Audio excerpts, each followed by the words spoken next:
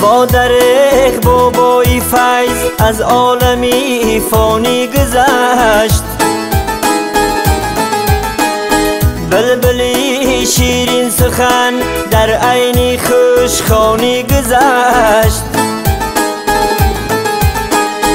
بلبلی شیرین سخن در عین خوشخوانی گذشتی.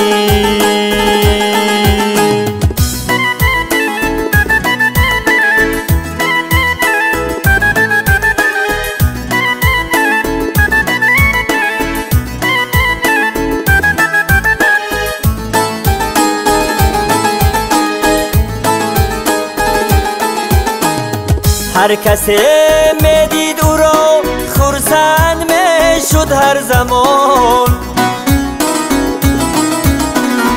هر کسی میدید او را خرسند میشد هر زمان. پیری شعر و سخن و حجب و غزل خوانی گذشت. پیری شعر و سخن و حجب و غزل خوانی گذشت.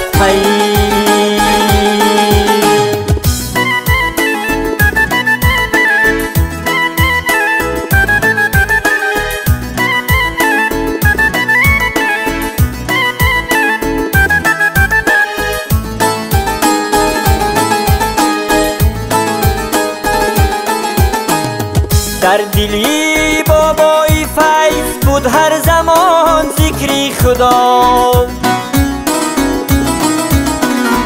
در دلی بابای فیض بود هر زمان یادی خدا. با دعا و خیر و با رکنی مسلمانی گذشت. الهی آمین و رب العالمین قبول حسنات مغفرت گناه بقای ایمان دافع بلای آخر زمان برکت به هممان چنان برکت که با قوم تسپان با خور مرغلان با کمپیری بی دندان با گوشت بی استقام با زمانه بی شیطان. الله نور بلا دور به حکم خدا با قبل رسول. با دعا و خیر و با رکنی مسلمانی گذشت. با دریغ بابای فیض از عالمی فانی گذشت. بلبلی شیرین سخن در عین خوشخوانی گذشت. بلبلی شیرین سخن در عین خوشخوانی گذشتی.